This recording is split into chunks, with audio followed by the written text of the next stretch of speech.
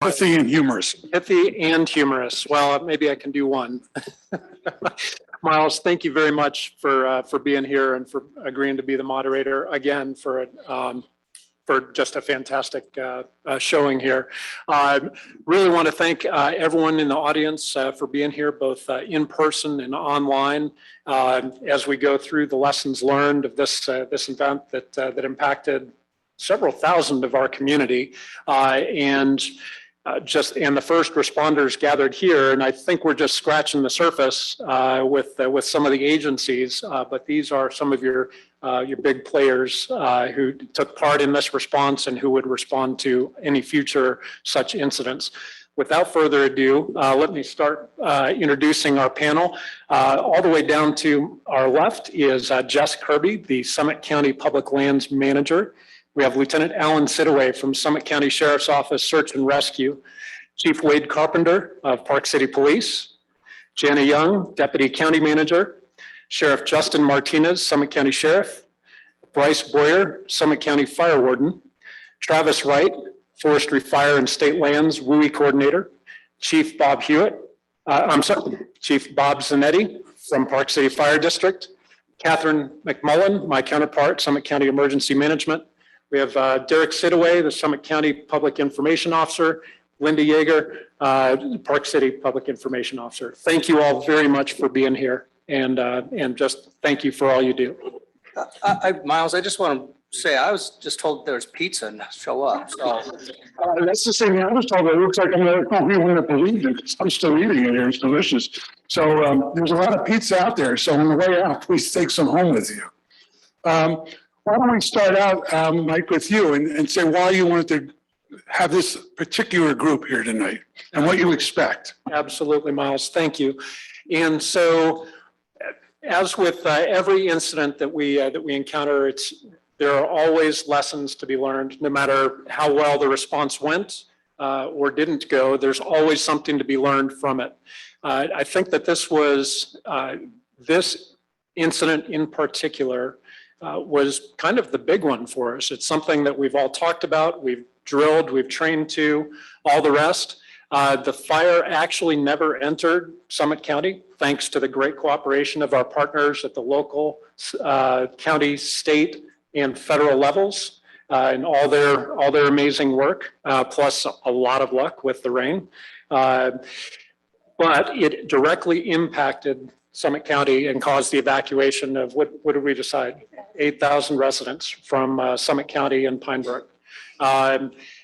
We look from the Park City aspect, we look very closely at this and always are thinking, what if it happened here? So really important to gather after the event, take those lessons learned, discuss what went right, what we could improve, what lessons we can take away from it, and how do we be better prepared in the future. Maybe it'd be best to start next with Bryce. Do you want to start out and talk about your role and what you saw? So as a Summit County Fire Warden, I get dispatched anytime there is a report of a brush fire. This one came out at about 1:15 on the 14th. I was in Wanship at the time, responded this way. Park City Fire was also dispatched at the same time, was listening to their units, go en route, arrive on scene, giving a description that there were 4 separate starts along the freeway. As their battalion chief arrived, the 2 upper and the 2 lower fires had burned together. His report was 30-foot flame lengths, moving rapidly away from the freeway, probably not going to be able to catch with the local resources. About that time, I was coming out of, and depending on which side of the county you're from, Tollgate Canyon or Silver Creek Canyon. As I hit the top of it, could see the smoke plume, was on the radio in the engine that I was responding in with the Northern Utah Interagency Center. They had dispatched an initial run because they had also gotten the report of it. Verified that we did in fact have 2 seat aircraft small air tankers, and 2 helicopters in an air attacking route. As I came out of the canyon and saw the plume, I recontacted them and requested 3 large air tankers and a VLAT if it was available.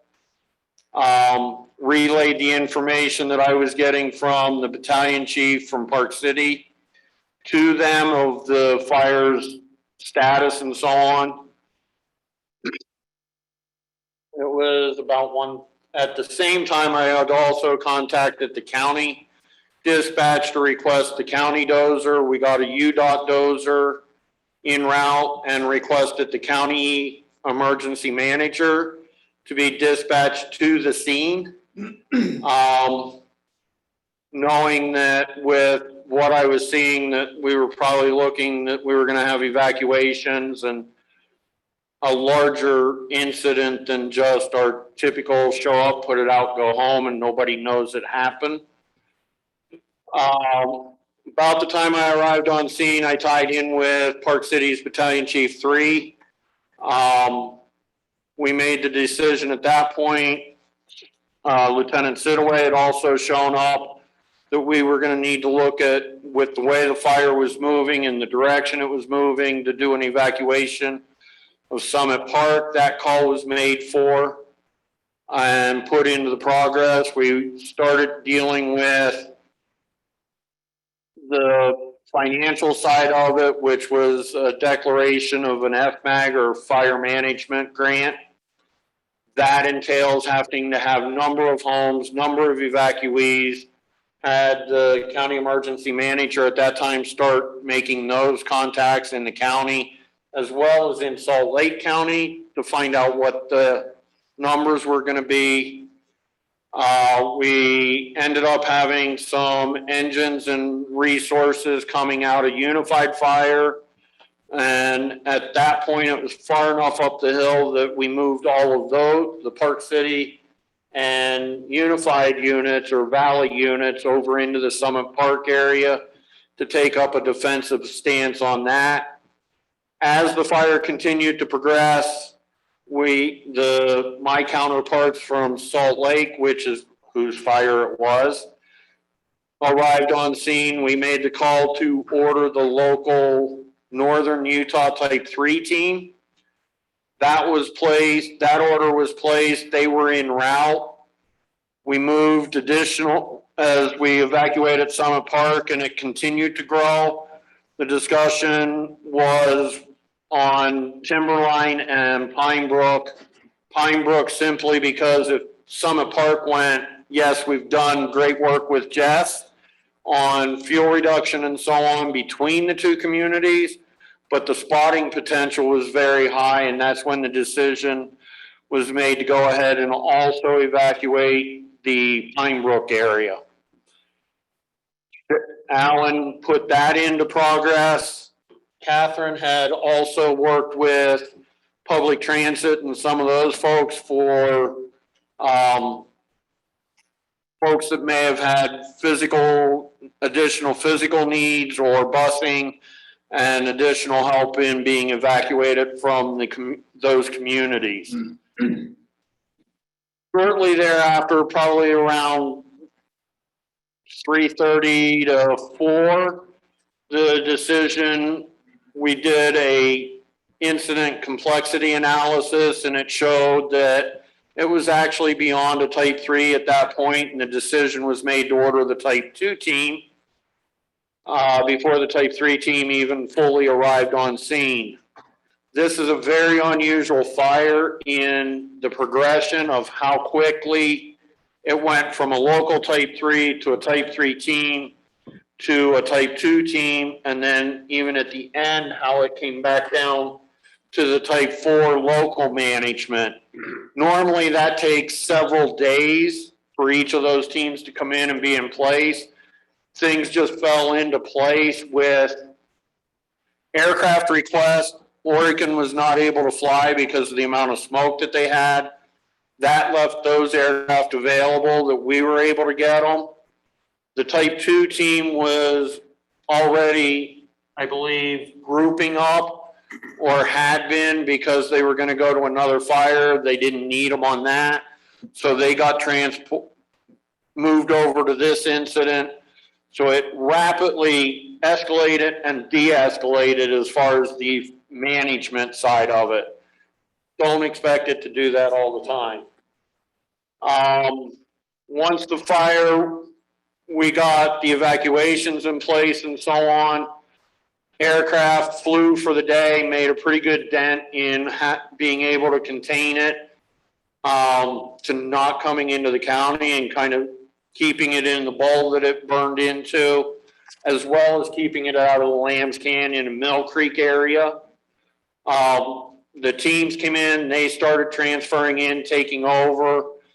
I pulled back and was working with Catherine and Mike on setting up the incident command post, which was done in Round Valley. The city, Salt Lake, wanted it up here. We had more open space, more availability to host it. So my side went from running the fire. We transferred the command to Robert Sanders, the warden from the Wasatch Front. I went into more of a liaison working with county folks on setting up the incident command and where we were going to put them and those types of things. Travis ended up showing up and took over ops up until the team came in. Then he worked with the team as one of their division task force leaders because he had the local knowledge. I interfaced with the team on helping with local knowledge of that. No, it's not just Summit Park for all three. There's actually 3 communities, their names and that kind of stuff. A lot of help from the fire district in being able to staff and keeping the staffing up at night within the community to make sure nothing came in, no spotting or anything. And that if it did, it would be quickly picked up and not become a threat. So that's kind of where it was and how the incident went. Well, thank you. You know, there's a lot of jargon in there, obviously, for those of you that don't know, and I don't know, but Translator. you know, you can see how things escalate and then how other teams are called in.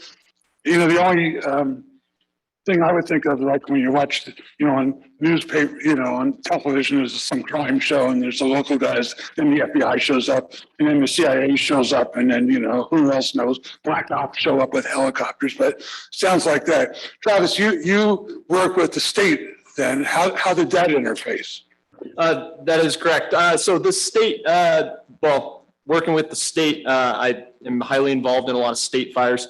Once the fire has reached a certain trigger point, usually that's ordering aircraft, the state of Utah will pick up the cost. And that actually comes from the county and the cities participating in an agreement with the state, specifically in mitigation work that's being done within the county.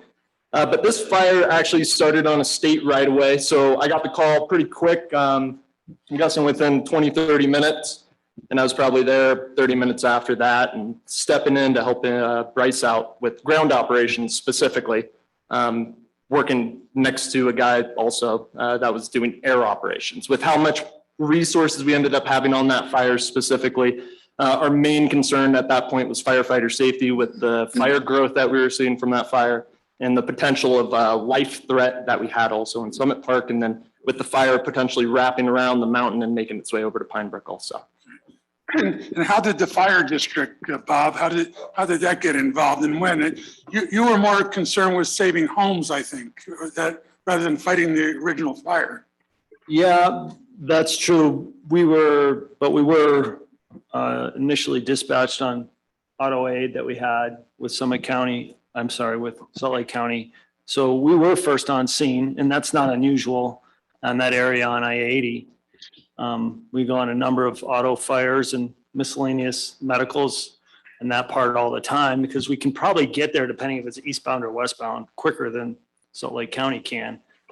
This was no different. We arrived first. Bryce described it to a T. It's the battalion chief looked at it and said, "This is the real deal. We're not going to try to be heroes here. We're going to call our resources in and escalate this thing as fast as we can. Maybe we can save a lot of property loss." So that's what we did. Our role continued to change. Like you said, our bread and butter is structure protection and first aid, medical support and that kind of thing. And that's where we ended up back in our area, Summit Park, in our district, being prepared basically for the worst when that fire comes over the ridge. So we had some time. We had a number of things in place that helped us. We were able to activate a strike team out of Salt Lake, everywhere from up north, Logan to Lehigh. We received auto aid, which brought an engine in from those different departments. So we had anywhere between 6 and 10 engines from other agencies within an hour, which was great, fantastic. But again, that's a lot of people to be in charge of, plus your own department. So yeah, we'll get into that later, some of the things that we learned. Okay. Well, Catherine, was it your job along with Mike, I guess, to keep an eye on all these resources and figure out who was doing what, who's on first? Right, who's on first is a good way to put it. So I think what it's really important to understand with this is how complex this incident was. Bryce did a pretty good job of trying to explain that it was significantly complex. We've got a fire burning in one county, but significantly impacting another county. We have it started from a local event that built to, like he mentioned, a type 3 team, right? That's a pretty big team, bigger than our local team.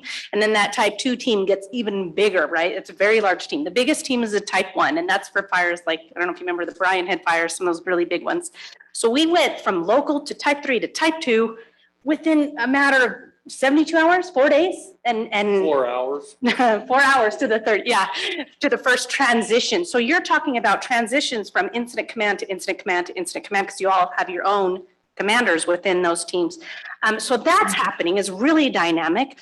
Like Mike mentioned, we had 8,000 people being evacuated. We're reporting on scene. We had the support of state agencies. The Commissioner of Public Safety was heavily involved. So what Mike and I do a lot of the time when this happens is when Bryce requests us, especially on scene, it's a lot of coordination, right? We're on the phones and we're making sure that our communications group has what they need. We're making sure that county management has the information that they need, that those that aren't standing there on scene has the right information. So there's a lot of coordinating of data. And at the same time, a big portion of what Mike and I do in emergency management is your evacuation alerts. So luckily, and I do want to really emphasize this, the coordination and collaboration that happened during this super complex incident was phenomenal. Everybody's working with each other smoothly. There was no push and pull of who's in charge or what, or anything of that nature. There was a lot of great coordination happening. Everybody's, doing their best at everything that they're doing. So I want to commend every agency that was doing that. Mike and I do emergency evacuation alerts. Okay, so we test that system. It's a federal system, and we test it and we utilize it on a regular basis. And when Bryce deployed for me to be on scene, Mike jumped in to issue the actual alerts from his computer. And at the same time, he started ramping up the ability to build up a command post where our incident commanders can have the space and the resources have the space to spread out and do their jobs. So he did a commendable job at that, and there was a lot of coordination for that. The other thing that has to happen immediately, whenever you're doing that evacuation, right, you have to have somewhere to go. So emergency management coordinates the Red Cross and evacuation shelters that are set up. And we can answer questions about that in a little bit, but that's a big part of what we were doing, what I was doing. And So when you issue an evacuation alert, who does that go to Alan? Alan, do you with search and rescue? Who is it? The sheriff's office? Justin? Who handles that? Who? Bryce has to go. Sorry. Something's going on over here, so I'm not sure what's that. There's an emergency. You okay? All right, sure. So. Yeah, I hate to say everyone's in this auditorium. We all just left. Sorry. The town unprotected. So statutorily, as the sheriff, I have the ability to issue the evacuation order, and per Summit County policy, order comes from the sheriff. What's that? Oh. So statutorily, the sheriff, I have the authority to issue the evacuation order. And from a Summit County policy, I also have that authority in addition with the county manager's office. So after collaboration, like Catherine was saying, it was asked, hey, Sheriff, we need to issue this order. Once that order is issued, then it was put out for the PIOs to push that out through Derek, my PIO, Catherine, and Mike, and that's where the information came from. Catherine touched on the collaboration. Once the evacuation order is given, I've now got to pull in my resources to put that into effect. We've now got to evacuate over 8,000 people. That is a monumental task as the sheriff, to get people out, get them out safely, find out who's staying, who's all going, and make sure that we have gone door to door with every resident in Summit Park, in Pine Brook, Timberline, all the communities that we have. It was a monumental task. So that's when we got Alan Sidaway. He's my search and rescue liaison. We call them the Summit County Search and Rescue Volunteers, and they help facilitate that. But as part of the collaboration, I've got to focus in Summit County as the sheriff to do this evacuation. So called Chief Carpenter with Park City, and this is the collaboration we have here in Summit County. This is how seamless this is. Everybody in Summit County and Park City should be very proud of this. Wade took over all my calls for service so I could free up my resources to help with the evacuation. And so he called in his people to help take calls in Summit County, just the regular, because there's still calls going on. There's still vehicle burglaries, there's car accidents, what have you. And so Wade was able to take that off my plate so we can utilize my search and rescue and my resources, in addition to some of his, to affect that evacuation. So you actually send out your sworn officers to do the evacuation? That's what I was. We had sworn officers doing evacuations, and maybe you've heard this or not, or read it in the park record. One of my deputies went to a house and we were going door to door and some power was being shut off, and went to a resident that was in a wheelchair, and their elevator was broken in the house. And so this deputy went out, and he had a bad back, but he put his back brace on and went in and helped her down the stairs, helped her in her wheelchair down the stairs to help them evacuate. So yes, it's a monumental task going door to door. And when we get to a house and no one answers, we've got to mark it so that we're not repeating ourselves. So again, it was a lot of getting people in the right neighborhoods, getting deputies, getting search and rescue, getting volunteers. And that's pretty much the charge that I had, was to issue the evacuation order and then affect that evacuation order. Is the evacuation order mandatory? And what does that mean? If someone just says, I'm not leaving? Question. So mandatory is a very loose term. I give it a mandatory evacuation, but I have no authority to tell somebody they have to leave their property. I don't have that ability. What I can basically do is plead with them to leave. It's a safety hazard for you to stay there. However, what I do have the authority to do, if there's somebody that chooses to stay and they have the right, they want to protect their homes. I don't agree with it. I think you create a situation where it puts other responders at risk. But if somebody were to stay, that's their right. I cannot forcibly remove somebody from their house if they're an adult. However, if they have kids that are juvenile age, 18 or under, I then can go ahead and forcibly remove that child or children, because that would be considered child neglect, child abuse. So in those circumstances, we were prepared to take that action. Thank goodness that was never placed at our feet. We just had a few residents that chose to stay against all pleas from the sheriff's office, from the fire district, from the fire warden. For whatever reason, they chose to stay. That is their right, but a mandatory order, Miles, is only goes so far. I do not have the authority to forcibly remove somebody from Do you know what percentage of people voluntarily left? I think that was in the neighborhood of about 95%. It was quite high, actually. It was very high. It may have been even closer to 98%. It was not there's maybe 10 people that decided to stay, is all, in all those communities. Okay. And search and rescue, what role does search and rescue play here? Were you just on standby if something was needed, or were you actually doing things during the fire? We were actually called early on when Bryce determined that an evacuation was probably warranted. And so our search and rescue was out on another call at the time on the forest, assisting with a body recovery. So when the call came for an evacuation, basically we left limited resources to assist law enforcement with the recovery, and we rerouted everyone to stage near the Wallerman School in the event that evacuation was necessary. We also sent out an additional page asking for our SAR members to respond specifically for the evacuation. So when the evacuation order was given, we had SAR assembled. We paired our search and rescue team up with sworn officers from Highway Patrol, U.S. Forest Service, law enforcement officers, state parks, wildlife resources. A variety of sworn officers were paired with our search and rescue members to make the evacuation teams that went door to door. Carpenter. So the sheriff said that he called on you, and that, do you have a formal agreement between the two departments for this kind of thing? Is it because you know each other so well?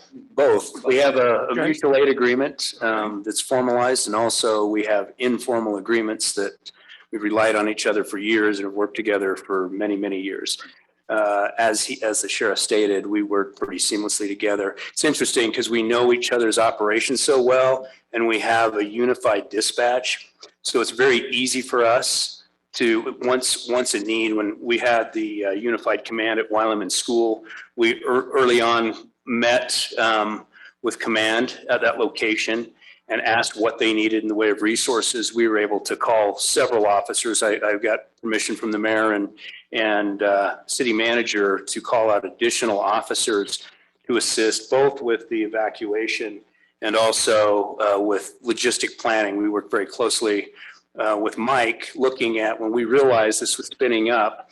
We talked about alternative locations where originally we were going to do an evacuation to Ecker, was going to be a safe place. The smoke was starting to level in the area, and we talked about other potential locations, and through the unified command made a decision that we ought to also look at the high school as being an option, and the district was excellent with us. It was immediate.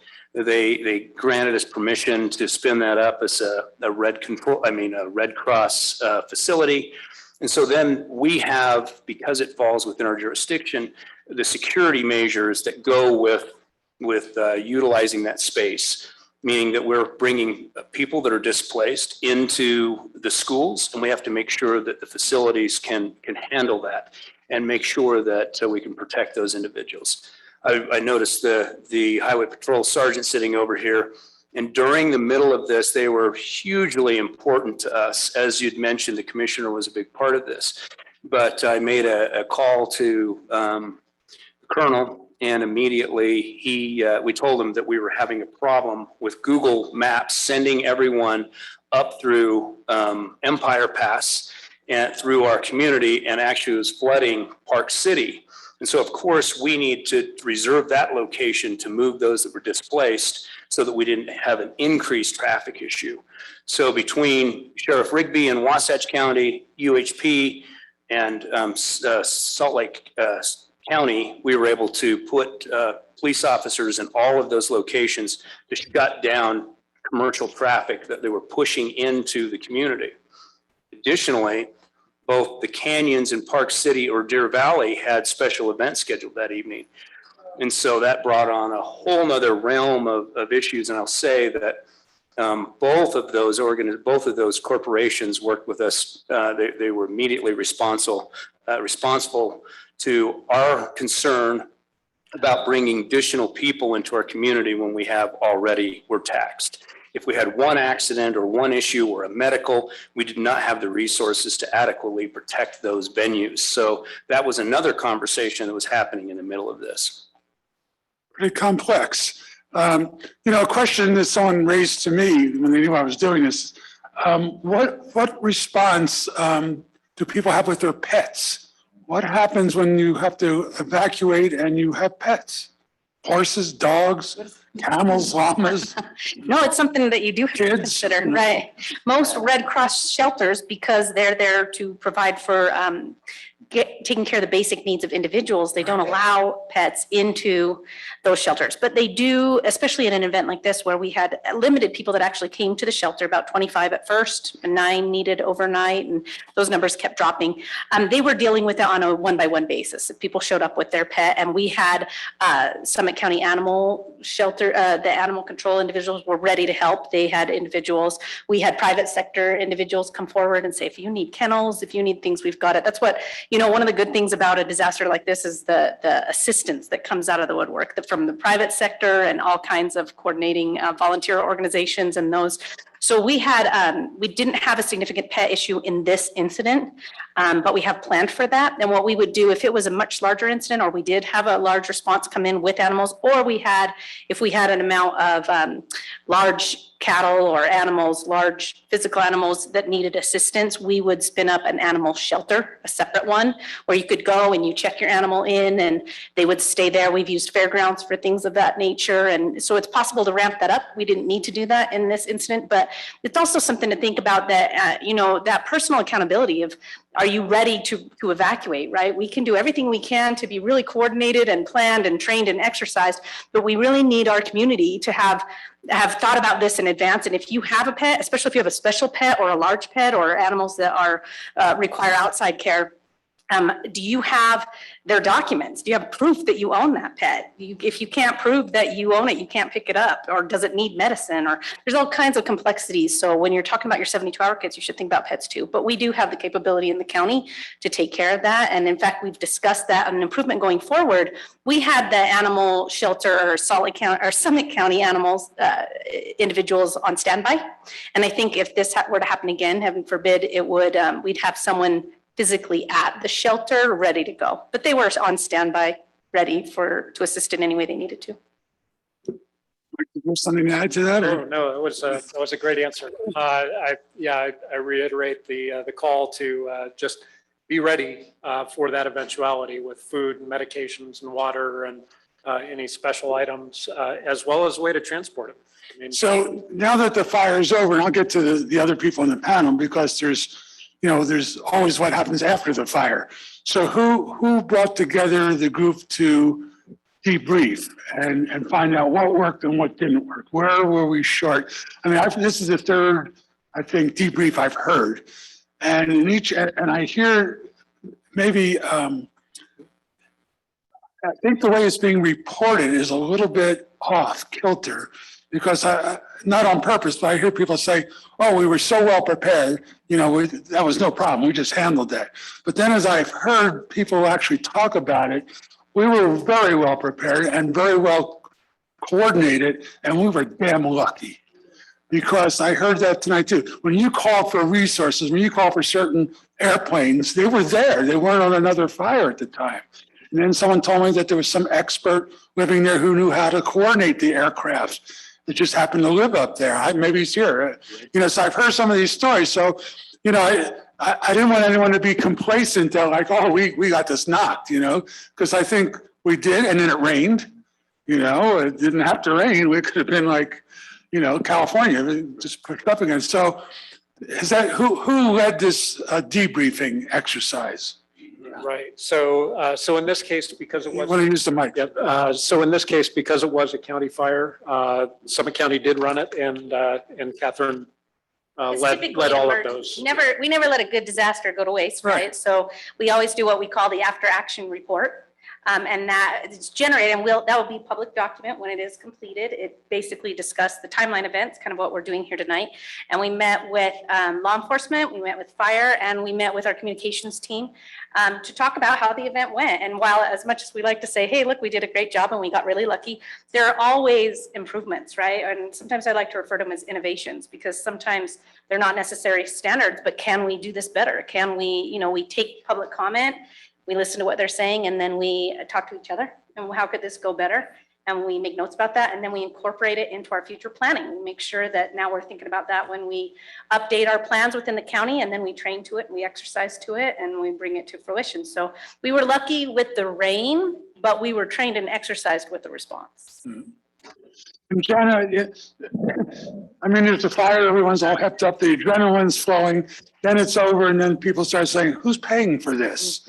How about insurance claims? How about something my neighbor did that I didn't? I mean, how does, if you don't know, Jenna's our assistant county manager. Sure. So actually, I think I'm only on this panel because I complained last year to Mike that he didn't have any women on his last fire panel. So thank you, Mike. Lesson learned. Since I know you, Jenna, I know that you've lost a house in a fire. Yes. So what I wanted to share with everyone, obviously I could talk about what the county manager's role is in a fire response. Although Tom Fisher and I always talk about, if you're expecting us to be fighting the fire, we're in big trouble. We're mainly here for approvals and communications and helping to deploy resources if we need. But what I wanted to talk about today is I grew up in a town in New Mexico, very similar to Park City, surrounded by forest, literally could walk out your back door and go hiking. Well, in 2000, I was one of 435 families who lost our home in the Cerro Grande fire. And so there's a few points that I wanted to share with you all that we learned from that incident in case it might help you better prepare your families and your homes for the next event that might happen here. First, I wanted to start out by saying that I empathize with all of you who had to be evacuated. I know what it's like to be displaced and the uncertainty you have around the status of your home and if you even have a home to come home to. And so I want to thank the community for your participation in that. I want to thank the Sheriff's Office and Search and Rescue and our fire districts and all the emergency personnel who got families out of those neighborhoods safely. And then there's three sort of lessons learned that my family really took away from our experience that I wanted to share. So the first is you need to sort of plan and practice lots of different scenarios with your family. As I'm sure you all were aware, when you got that call to evacuate, you weren't all just sitting around watching TV together in your home, right? You were probably in different locations. I know in our situation, my sister was away at college. My mom was in Fort Collins visiting family. My dad was basically home alone, having to evacuate in 2 hours, all the pets and all our photographs and everything that we might want to take. And so in your planning, think about those different scenarios and decide what's our communication plan as a family? Where are we going to join up together? Who is responsible for taking what and other members of the family and taking care of all of that? And then practice that. It's really important because a plan is only well executed if you've been able to practice it. The next lesson learned was if there is time, and I know sometimes in an evacuation scenario, you may have 30 minutes to get out of your house, so there might not be time for this. But if you do have time, factor into your planning to take a photograph of every room in your house, your cupboards, your shelves, because if you do have a situation where your home is damaged or lost, that insurance adjustment process is really laborious. They want to know every single item that you lost in your home and its value. And in our situation, we had families whose homes were leveled.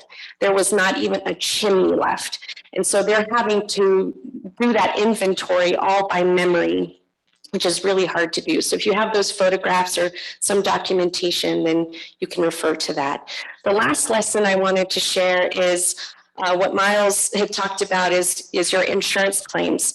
So a lot of families in our community hadn't upped their insurance on their home probably since they bought it, but yet the value of their home had increased by so much. And so fortunately in our situation, because the fire was actually a prescribed burn, I hate to say that because they're not always bad, but sometimes the conditions aren't good and it got out of hand. But because of that, the president declared us a national emergency. And so FEMA did come in and fill the gaps between the value of what people lost and what insurance was able to cover.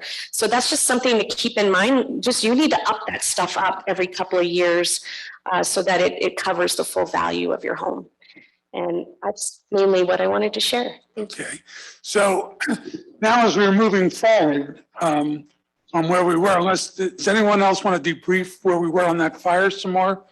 Did we miss Maybe anything? our communications director should maybe. No, talk I'm a going to little get bit them about- involved, but I was going to call on Jess next because so much of what we want to talk about is how do we move forward with communication and with what we're doing here for dispensable space and what we have to do and what really is going to happen. I mean, let's not sugarcoat this. What do we have to do and what's it going to mean to people?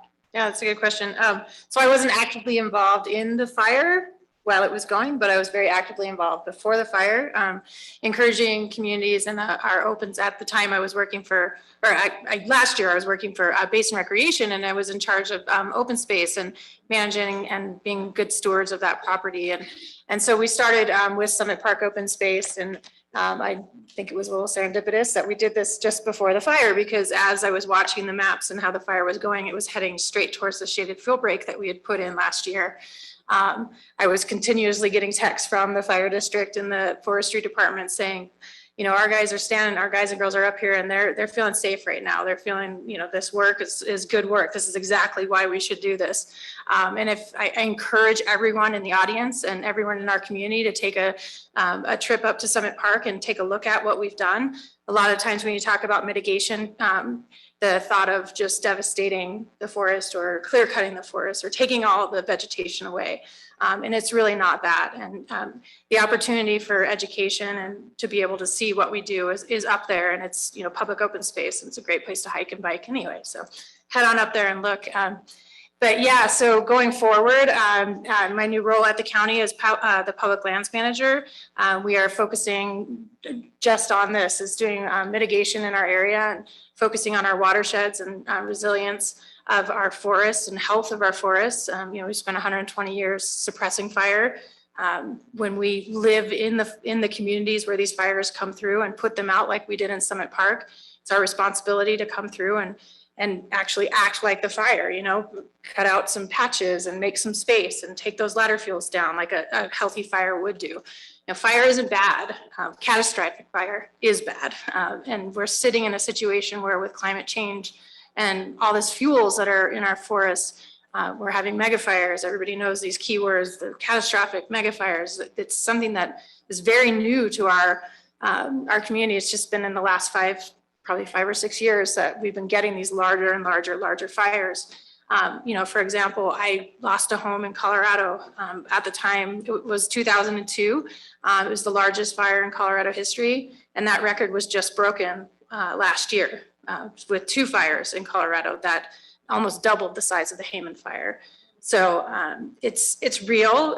You know, we thought we had done mitigation work around our home that we lost in Colorado, but we also had a beautiful redwood deck that was probably as big as this table here. And gosh, I'm pretty sure that's how our house was burned. So we also had cedar siding on the outside of the home. So, and we also abutted public lands. And I think, you know, there's a lot to be said about the responsibility of the public open space and the private open space and your commitment to your own property. You know, I myself, you know, live in Summit Park. I was evacuated on this fire, but I've also put metal siding on my home, and I have a metal roof. And I was confident that if the fire came through, it would take out all the trees. But I thought we had a pretty good chance that our home would still be there. So doing measures like that and taking ownership of your property is really important. But also supporting, you know, these larger scale landscape projects that we need to do in our forests in our area. I mean, we're protecting not only our homes, but our watershed, and we're the headwaters to just about everywhere on the Wasatch Front. We have the Provo Provo watershed and the Upper Weber watershed that are in our county. And so we have a big responsibility to protect that source of water that goes to much of our community, you know, not just us, but downstream as well. So in a practical situation, what will you be doing then on the land? And because people have asked me, well, you're cutting down trees, creating slash piles, and then you'll burn them in place? Yeah, there's a couple different scenarios that you can do. If we talk about a personal home, I might let Travis, let me have Travis talk about the WUI stuff. I'll talk about the landscape stuff. So when we do a landscape scale project, we do, I mentioned a shaded fuel break, and that's where it's a little bit more of an aggressive treatment, where it goes in, it takes out a lot of space, it takes down the shrubbery in the area, and we take up ladder fuels, which is the fuel that would take the fire from the ground up into the treetops.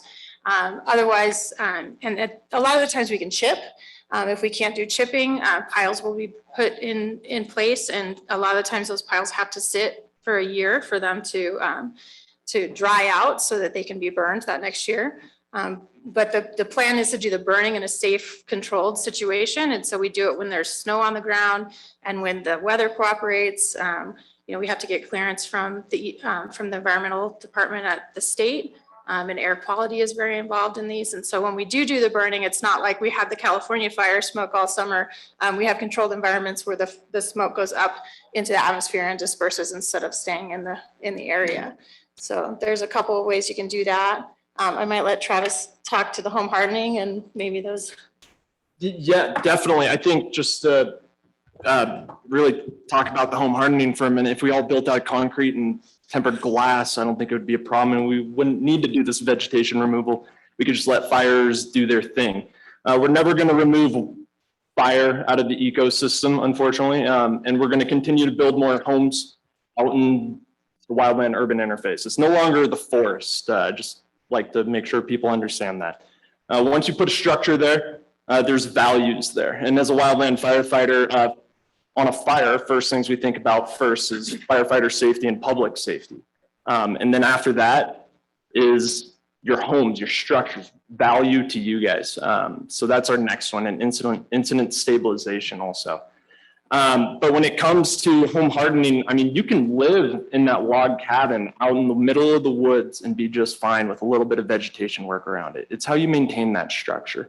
Whether that's like a hard stain, filling in the cracks, more than likely your house is going to burn down from that one ember. It's not going to be that flaming front. It's going to be that ember that gets casted away. I don't know how many people were actually in Summit Park after the fire and how much ash had landed within the Summit Park area. Now, if one of those carried with a little bit of energy and found that one little crack within your wooden siding, that maybe a little animal critter started to put some goodies in there, and it's a great spot to start building a campfire within your house. And that's usually what's going to happen. When we're dealing with an incident like the Parleys Canyon Fire, it makes it very difficult just due to the amount of resources within the first 24 to 48 hours. We don't have enough resources also to put one engine per house. It's one engine per quarter mile of road is kind of how we look at it. You get this stretch of road with those couple offshoot streets. So we don't always have the resources. So for us as wildland firefighters, I think the most important part is the home hardening, is taking that time, putting the time back into your structure, replacing that deck maybe in the future with Trex, because it typically melts. So the plastic decking instead of wood. I'm not saying remove the wood. You can always have the wood as long as you maintain that wood and you remove that potential of embers, creating a little bit of energy, and then lighting your structure on fire. It's not always necessarily your structure that catches fire also. It's that wood pile piled up underneath your deck. It's the wooden fence that's connected to your house, that's connected to the forest that's going to burn. So there's little things that you can do around your structure that make a big difference. And then when we're talking about vegetation removal around the wildland urban interface, it's your personal property. It's what you're willing to live with. It's also your neighbors too, depending on where you live. Your neighbors are pretty close a lot of the time. So it's communicating with your neighbors. Sometimes some neighbors don't like to do anything. Some neighbors like to do a lot of work. Working together as a team is probably one of the most important things we can do as a community before a wildland fire actually happens, and have those conversations with your neighbors also. Kind of back to the vegetation removal though, it's really hard to say, here's a cookie cutter framework for you, but everyone lives in a different environment, different hillside, and a little bit different of a microclimate. So being able to give you a cookie cutter answer on what you should be doing around your structure is pretty difficult, but there are some resources online. Firewise USA is a great program for a lot of communities. I know there's a lot of communities within the Park City area, and know Park City, the city, is looking at it, and we're working on it currently in the process of becoming Firewise. So some really cool steps and some really good resources online. And I know Summit County has put out some videos online also about home hardening. So there's a lot of resources. I think Park City's done it also. So there's a lot of resources out there talking about home hardening specifically. But if we can keep one structure from burning, well, a large 100-foot tree, green tree will burn down in 1 minute. How long will a log cabin burn down for? Just think about that one for a little bit. If we can keep one structure from burning down, we're going to send off a lot less embers and burn down a lot, not burn down more structures, hopefully. That's my goal. If we can keep one structure from burning down, I think we're going to win. But we also need to talk about home hardening. Let's hear from our public information officers here, because now the ball is in your court to keep the discussion going. So who wants to speak? Linda? So first, I'd just like to echo what's already been said as far as the interagency work that we do. We have very close connections with all of the agencies represented here and other groups as well. Typically, when a fire happens, we'll hear from Bryce, Catherine, Lieutenant Wright at the Sheriff's Office. Regardless of where the fire is, that's kind of an all hands on deck scenario for our group. So I'll be involved from the county, Lieutenant Wright from the Sheriff's Office, Linda, Michelle with Park City Fire as well. So just know that regardless of where the fire happens in the county, it takes about a group of anywhere from a half a dozen to 10 or 12 of us to just manage all of the information that's coming and going. And the most helpful thing for you and for us is that if we can establish those communication channels ahead of a fire. We know there's a lot of different ways that people like to communicate, and we strive to have all of those different communication platforms and channels represented by what we do. So whether that's social media and all the different social media channels, but also just updating our website for those who may not be on social media, whether it's the SC Fire Info text line that we started this summer. We're always looking for ways that we can communicate with you and come to where you're getting your information. But also understand that that's often a splintered thing. So some people are watching the evening news, some people are looking on Twitter or Facebook, some people are checking the website. So really it's our goal to have all our bases covered, but also to know that if there's something new or something different that we can be doing, that we're doing that. I think specifically in this fire, and I'll turn some time over to you, Linda, but one thing that we didn't do, given that, as Bryce talked about how fast the fire escalated and de-escalated, was just community bulletins and a lot of those old-fashioned things as well, where we're posting information. So it's our goal to try to keep up with things and as fast as they're moving. And as soon as we know it, we want to get it out for you to know so that you can be educated and empowered, or just have that hopefully a sense of relief, or at least a sense of knowing what's going on, and from whatever perspective we can share. Thanks, Derek. I just also like to address a little bit how we work together, and we've worked together for probably 4 or 5 years now on a few different incidents. So we prepare extensively through FEMA training for public information officer roles in these types of incidents. So once something happens, and depending upon where the incident happens, we can fall into place and help support each other. So actually the day of the fire, when I got the call, I immediately called Derek and asked, where would you like me? Where can I best help? And I was based at the shelter. And, as Chief Carpenter mentioned earlier, when we are kind of in our supporting roles and the incident command jurisdiction can focus on other work, we can help with facilitating media requests. And also I was working pretty closely with Renee Bodley and Leslie Thatcher at KPCW, and making sure they were getting updates and establishing a cadence of when we'd be providing that type of information. I also have a team of communicators at the city. So Emma Prasunka, who is our social media staff person, was able to monitor social and be able to share messaging. It's really important. I think a goal of ours is to share consistent messaging. So we were sharing the same messaging that Summit County was putting out, which we felt was really important. And also, I think in just sharing resources, we do a lot in translating information at the city. So we were able to provide some support through Officer Franco Libertini to go on Cada Domingo on Cape CW on Sunday to provide some information to the Spanish-speaking residents in our community. And I think we worked pretty well together. But I would, just as a takeaway, really encourage everyone to sign up for the emergency alerts, as Derek mentioned. We have the summitcountyalerts.org, which is really easy to go on and register. So you'll be getting text alerts also with the text alert program that you have. So it's the best way to prepare and help us reach out to you. Miles, can I add just two quick things? Absolutely. First of all, in what Travis was saying about resources that are available for how to harden your home or firewise, I want to give a shout out to Park City Leadership Class 25. They are hosting a table in the just outside here that has a ton of information. We also put together a resource guide that walks through all of these various things that you can do to your home and around your home. So please go take one of those on your way out as well. And then from the communication side, I mean, it's a curse and a blessing, but when we lost our home, there was no iPhones, there was no social media, there was none of that. So getting information was really hard. Fortunately, when FEMA came in, they gave each of the displaced families a phone so we could at least communicate. But I have to say it was incredible just for me sitting on the outside watching all the information that was coming across my phone about this incident. And I felt like I really had a good understanding of where things were and what was going on. Obviously, we can always do better, but it was such a luxury to be able to have that. But I also think it's a burden sometimes because all of us are expecting to get information right away wherever we look. And so it is a challenge for us to do that. And I appreciate how our team is always looking at other ways to do that and making sure they hit all the outlets and that they're coordinated. So thank you for that.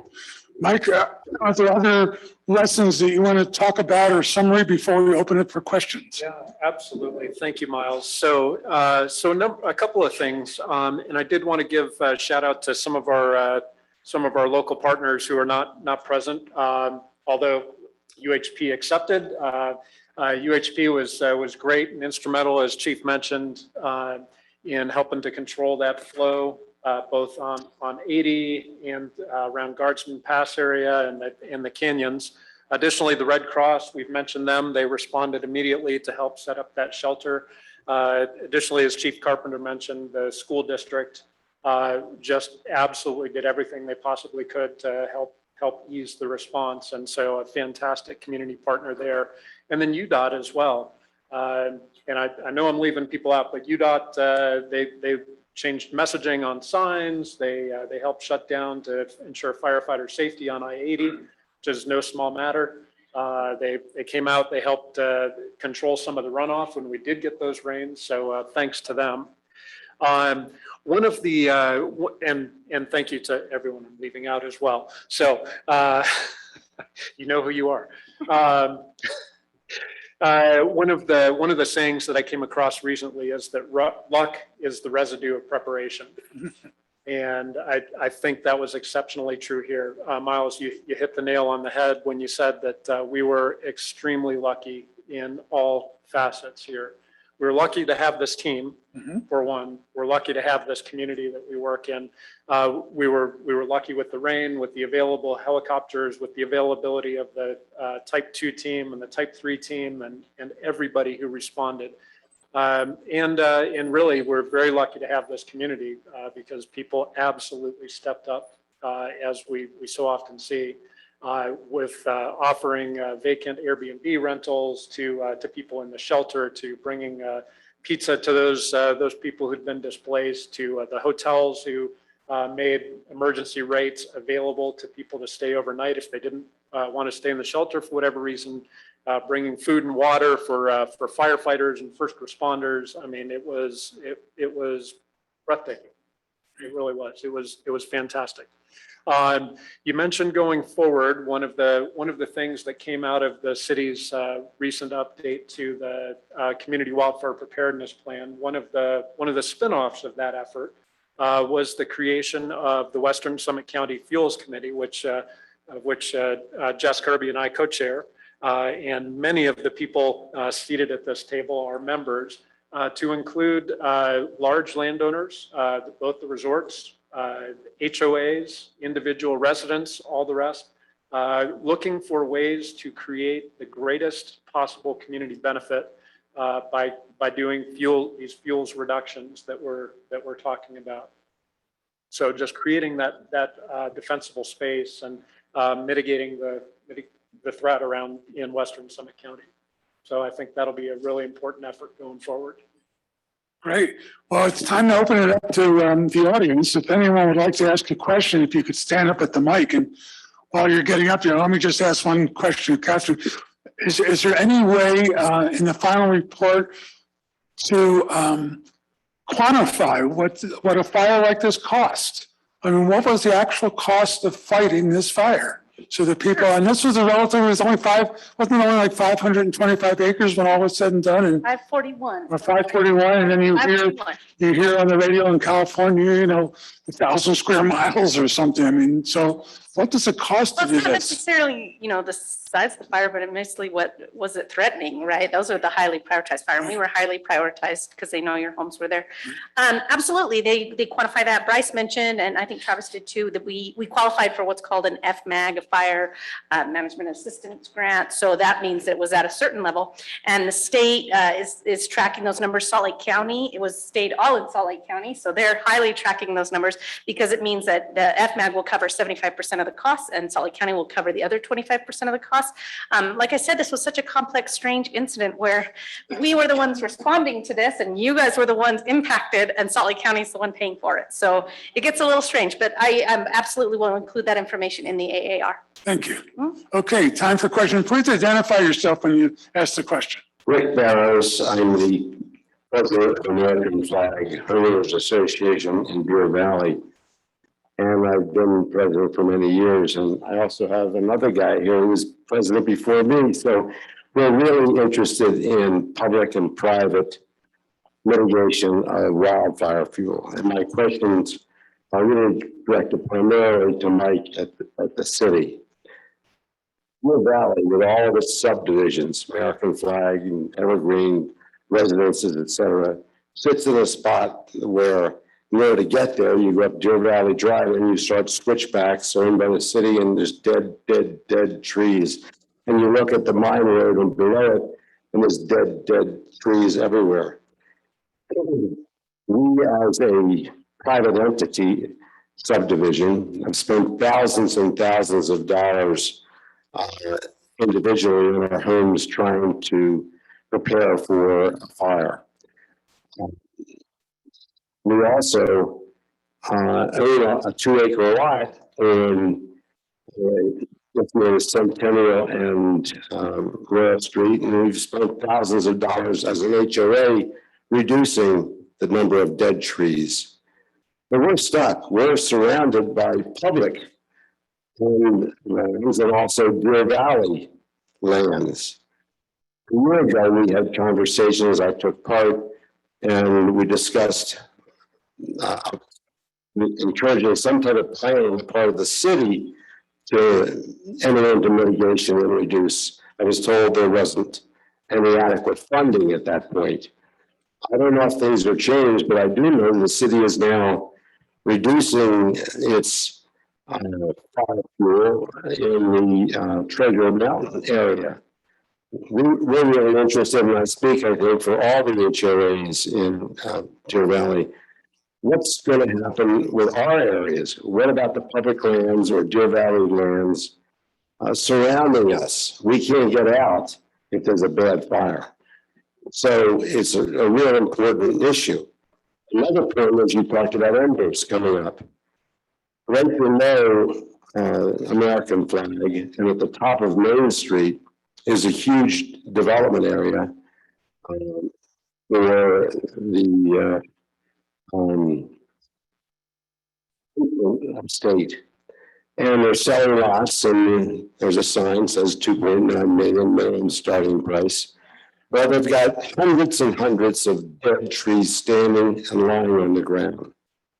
City Council permitted that a year ago, and said that they would require that any dead tree within 100 feet of a house they intend to build has to be removed. It's going to take a long time. There's a tremendous amount of fire potential right there, and that would come right up with a wind right over Centennial, which is part of American flag. I know I'm very worried, but I'm very concerned. I think you're an attorney, aren't you? 42 years as a trial lawyer. The point I'm asking you is, what can we expect? How do we get involved? How do we schedule a plan to take into consideration other areas other than just Treasure Mountain? How do you get Deer Valley to work with you and come in and clean up some of the crap that's up there? Thanks, Rick. That's a fair question. Absolutely. Thank you. It's a great question. Yes, sir. And so I'll say that precise scenario that you're describing, sir, is the exact goal of the Western Summit County Fuels Committee, is to engage as many private and public landowners within the area to work on a cooperative project to help reduce the risk that you're describing. And I'll say that Deer Valley has been a fantastic partner over the past year and a half or so, at least, since I've been involved with drafting the community wildfire preparedness plan. They were integral partners with that. They helped us to test our evacuation plan, the first ever citywide evacuation plan that was tested earlier this spring. They are members of the Western Summit County Fuels Committee. And we're actually taking some notes with some of the great work that they're doing on their properties. So to answer Rick's question, though, I mean, can you accelerate what's going to actually happen on the ground over there? I would love to accelerate it. And I think this is where the community can really get involved with the land that they own, with their HOAs, and really work to help to reduce this threat that faces our community. So, yeah. I don't know if that answers your. Can I jump in there too as well? You're on the radar, I can hear that. Okay, let's try another one. Can I jump in there real quick before we switch there, Miles? It might sound redundant, but what we're doing at the county level is mimicking what the city's, the Western Summit County group, we're working together on this landscape scale initiative. And I mean, to be brutally honest, this is an enormous problem. Your neighborhood is times by how many subdivisions we have in our WUI area. I mean, 80% of our county is adjacent to or in a forested area. You know, to give an example, the capacity of being able to treat is somewhere around 2,500 acres a year. I mean, that's just because of scale and cost and having contractors and the biomass that comes out of these projects. So in order for us to kickstart this into a larger capacity, we have to think very different. We have to change the paradigm. We have to actively go for grants. We have to get the community to agree to tax increases possibly. You know, we have to bring funds to the table so that we can do these issues, and we have to take personal responsibility as well, which sounds like you guys have definitely done in your area. It's a joint partnership between that private and public land, and you know, just like the Summit Park project, it's just taken us 2 years to do less than 300 acres. You know, it is just like this tiny little patchwork, and every little thing adds up. But joining those and collaborating and saying, okay, you've done some work in Deer Valley. Let's see if Deer Valley will tie into yours. And then let's see if Park City can tie into theirs. And then we get all this patchwork into a long linear system that actually gets more impact. Because I think historically we have just been, I've heard it's a random acts of mitigation. You know, you're just like throwing stuff around, and there's just like these little pots everywhere. So we have to just get coordinated, and it's happening now. So I think you're going to be seeing change, but we welcome you to be part of the change. We welcome HOAs to come to us. We welcome, groups that want to get together and actually get this work done, because we can't do it alone. Mike, you want to add a little something? Absolutely. Yeah, well stated. well stated, Jess. Two things I wanted to point out, and one is that your HOA, sir, American Flag, did some great work up in Deer Valley over the past couple of years, and anyone who's interested in seeing what some of that work looks like, just take a trip up Royal Street and you can see it right in the S bend there. And they limbed up trees, they removed ladder fuels, they removed dead and fallen trees, kind of really reduced the fuel load through there. So it was a fantastic effort. So I applaud you for that.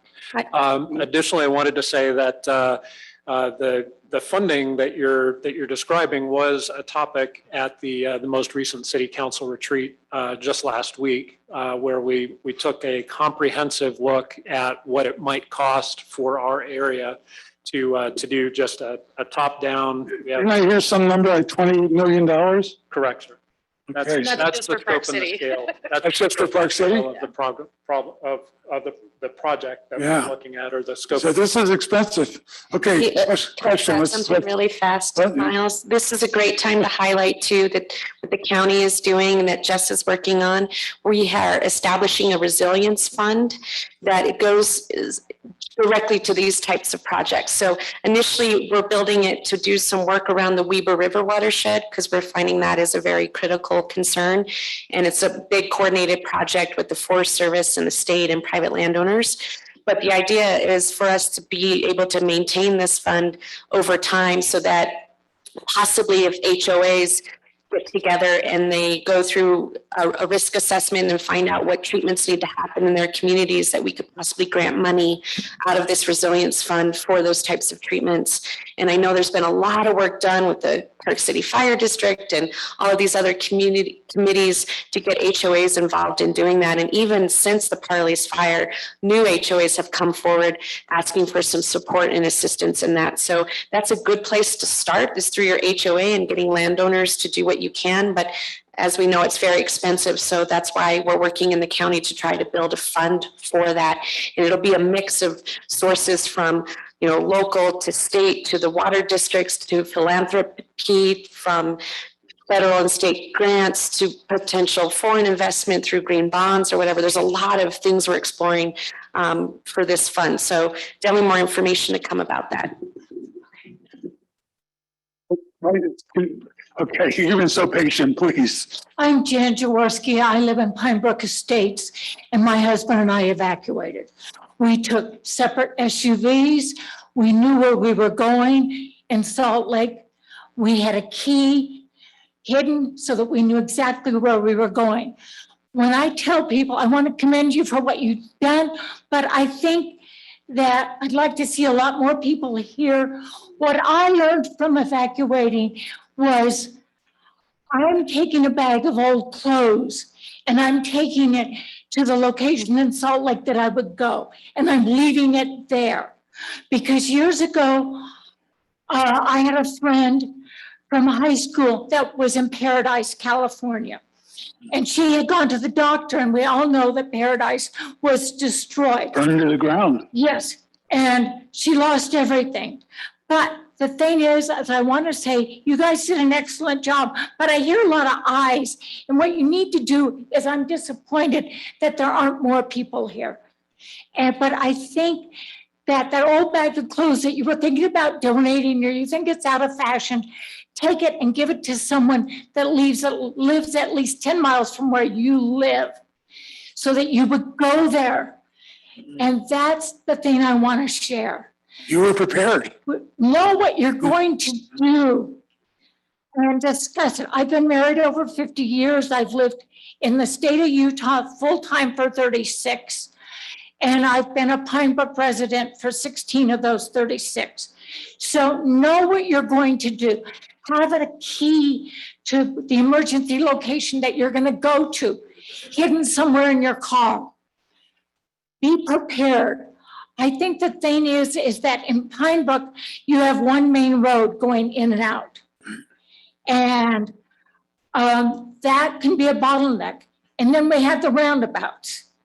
And, but know what you're gonna do. Have a pre-plan and put those old clothes somewhere away from where you live. Thank you very much.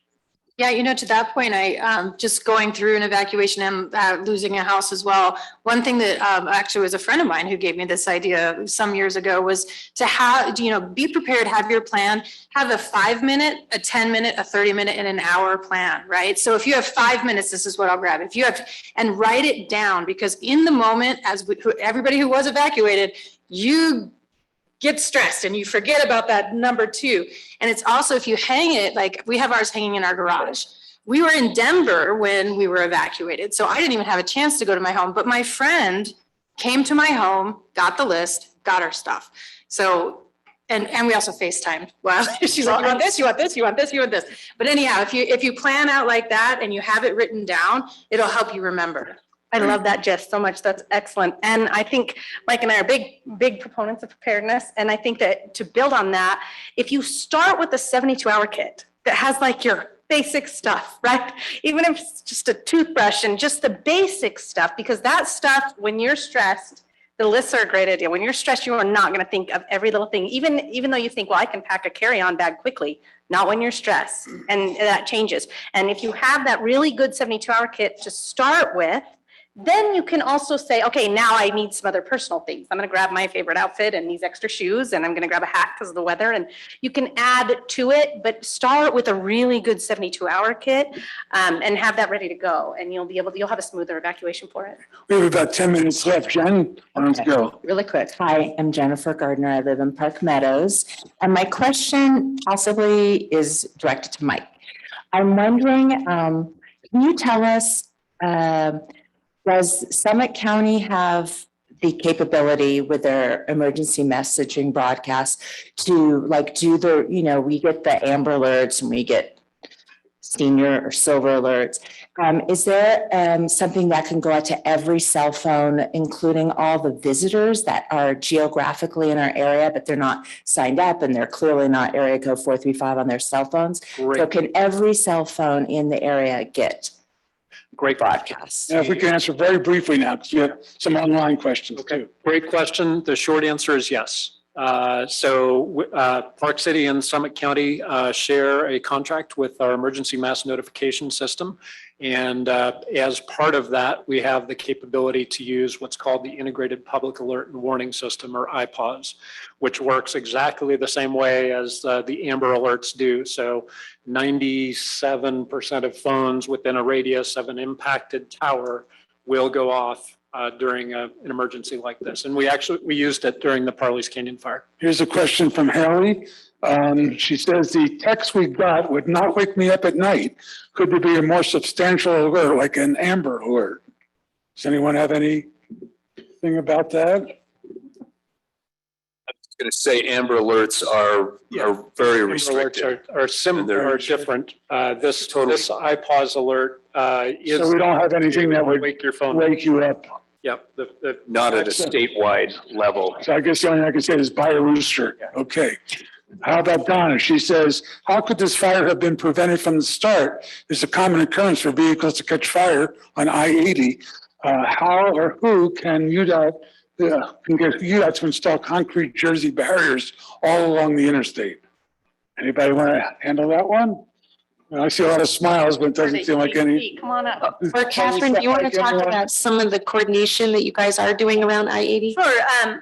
Well, I-80 is not Summit County's road, right? And so UDOT was heavily involved. They maintain it, they manage it, and they look at those projects constantly. And we have partnerships with the state and the county and the local levels, and they do look to see, do we have special communities that are compromised if something were to happen, much like you guys. So they are always evaluating that to keep the roads safe. But what we have to keep in mind is that they have a huge network of roads, right, that are UDOT roads.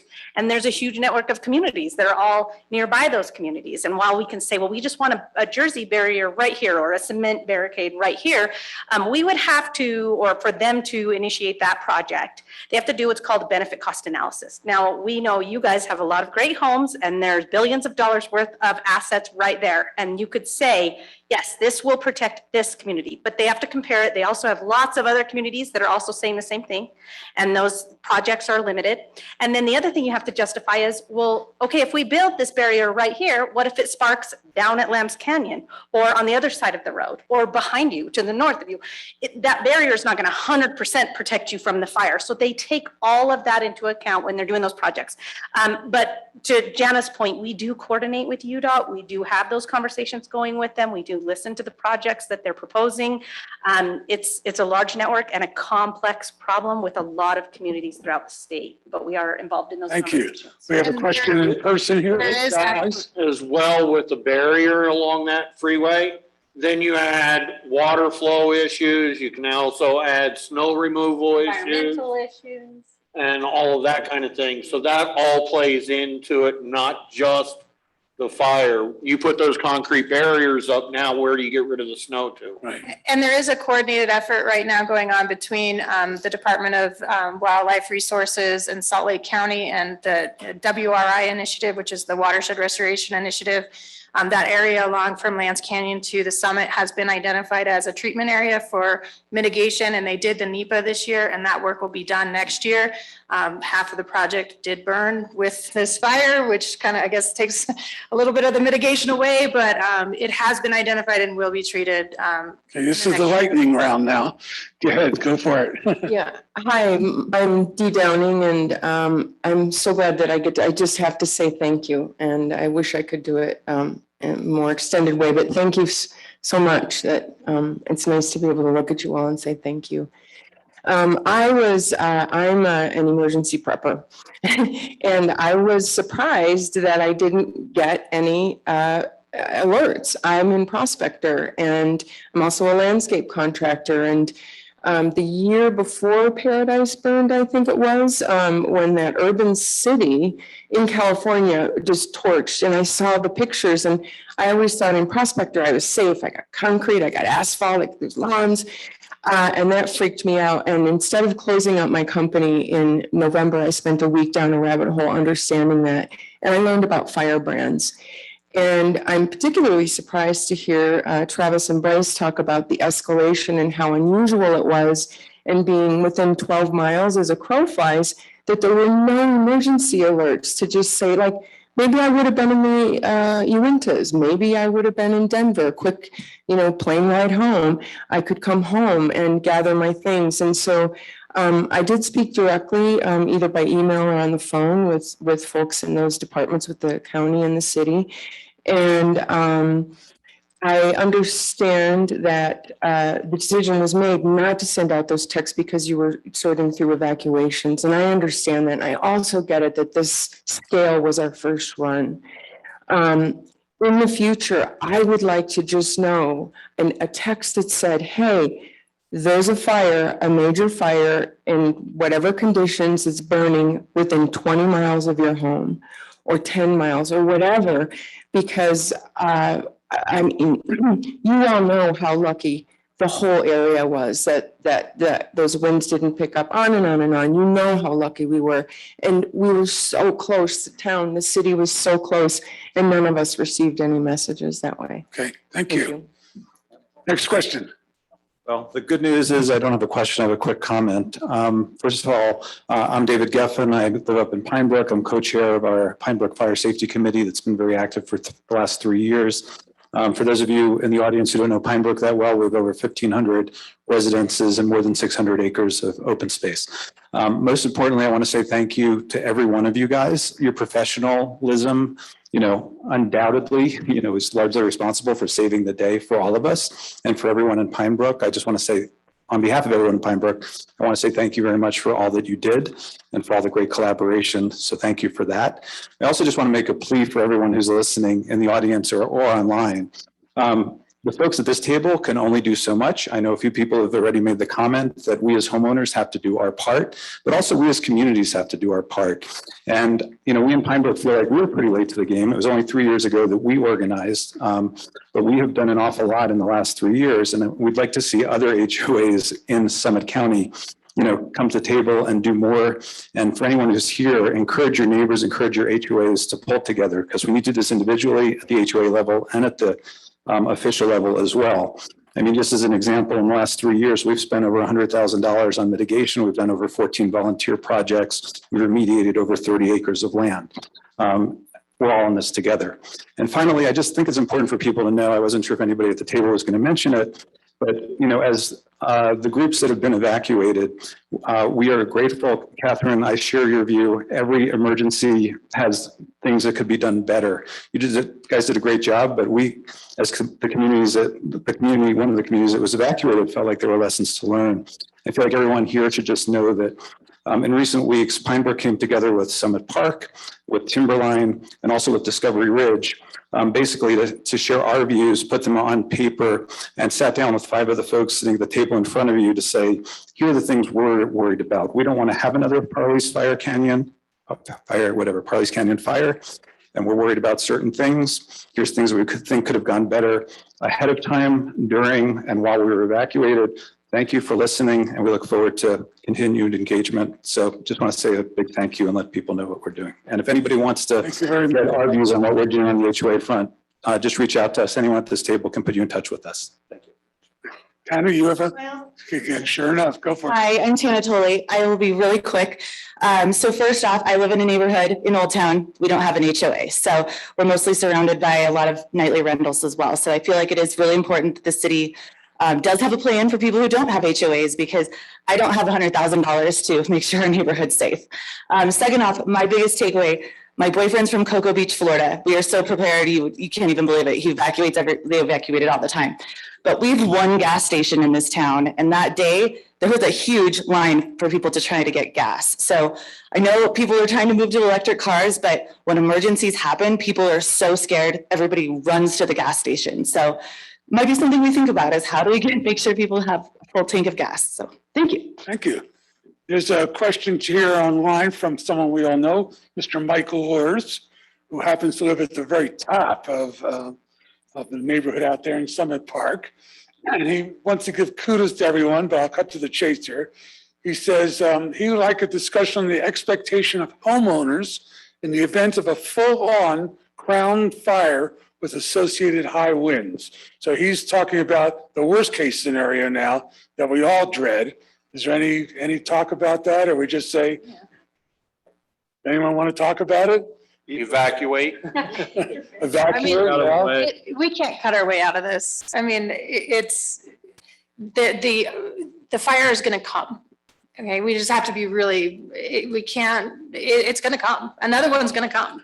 And yeah, it's been 20 years since we've had one here, but it's going to come. And so you have to be prepared. And you just have to do the best that you can, using the best methods that you can to slow it down and make the best outcome out of it. I mean, mitigation doesn't stop fire. Right. It just slows it down. Yeah, I remember, I guess it was 20 years ago or more, that we had the big fire in Midway that almost came over the top in the Deer Valley.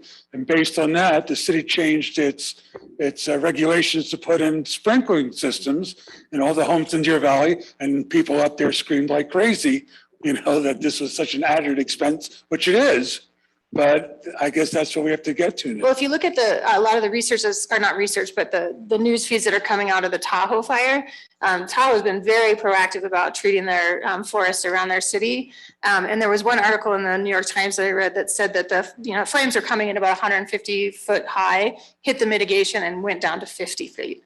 And so from a firefighter perspective, you know, the public still sees it burning, but from the firefighter's perspective, it slows it down. It gives an active chance.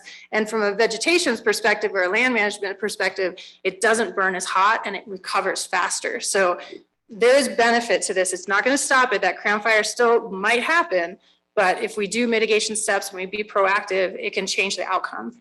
Okay, I'll just tell Mike Lewis here, keep your mountain bike ready, Mike. Well, I would say, Miles, too, that we do plan for the worst. Like that is Right. always a component of our planning. All hazards is, you know, what's a simple evacuation versus a catastrophic fire evacuation. And I think the key to that is knowing our resources, knowing what's available to us, knowing what our community is capable of, knowing what our agencies are capable of. And we're working on that all the time. We have a really good solid foundation in that. And we plan for the worst. And we do try to consider all aspects, even like, that's a really good point that people go to the gas stations. What do we do in that situation? So I've had discussions with critical infrastructure and fuel providers that they would bring in fuel trucks. If we needed that to happen, we would set up an area where people could go get fuel. There's ways to deal with lots of things, but we do plan for the worst, and everybody's good at that. That's good to hear that, because it's the old story, if you don't plan for the worst will happen. Kind of the other side with a crown fire. If it's a crown fire, you're not going to see fire crews on the ground. It's not going to be safe for the firefight. We're not going to meet that firefighter safety. It's going to be an aircraft show. One of the big things with evacuations is those aircraft start coming in and see people running around or out in the neighborhood. They're not going to drop. They're going to divert. When we ask for evacuations, there are a number of reasons behind it. One is the safety. The other is it can limit what resources we can use as firefighters. Okay. Well, I think our time is up unless someone has another pressing question for this group. Please, yes, we don't, so I said, we don't assemble a group like this very often. Hi, Rich Banks. I've been a resident of Park Meadows for 36 years. I sent Mike an email a couple months ago about evacuation plan for the city. Do we have it and how is it coming? Yep. And I was wondering how the status is for that. Right. Okay. Great question. Thank you very Thanks. much. So we do have an evacuation plan for the city. Very briefly, just the overview is it's designed to be flexible, scalable, and adaptable because it is an all hazards plan, whether that be wildfire, earthquake, or what have you. What we have done, just very briefly, is break the city up into 8 separate zones. We can send these emergency mass notifications to those zones. Preferably, we don't evacuate the whole city at once because we have some limited road space to make our way out of town. We'd be working with our partners at UHP and UDOT, Summit County Sheriff, obviously, and Park City, and all of our partners to be able to effect a smooth evacuation out of the town. So that plan was created as part of the Community Wildfire Preparedness Plan. We exercised it via tabletop exercise this spring in conjunction with the Great Utah Shakeout, which some of you may be aware of. And we think we got a pretty good plan. Yeah, we're talking about fire, but of course, earthquakes. Too. Yeah, earthquakes. Earthquakes. There are some details on the table in the community room right behind us, which I'd encourage you to grab a copy of or reach out to me if you'd like more details. So what are our 3 biggest threats here? Fire, earthquakes, local politics. Okay, we got it. So if nobody else has a comment for tonight, I believe there's still you can tell there's still pizzas. There's a lot of pizzas probably left. So if anyone wants to take something home, there's a lot of material from Leadership Class 25 and other stuff. Bryce, do you have some?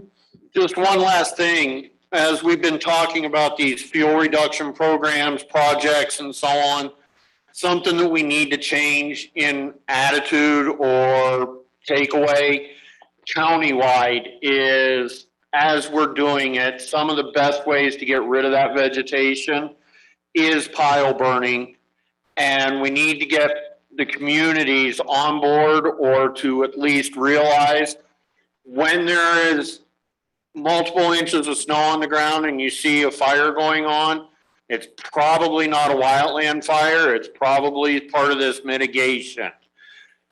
We're working on ways of communicating and getting that out to the community and so on, but talking with your neighbors about the fact that some of the best ways to get rid of this vegetation or cost-effective way is with the pile burning and debris pile burning at the right time, right place with right resources.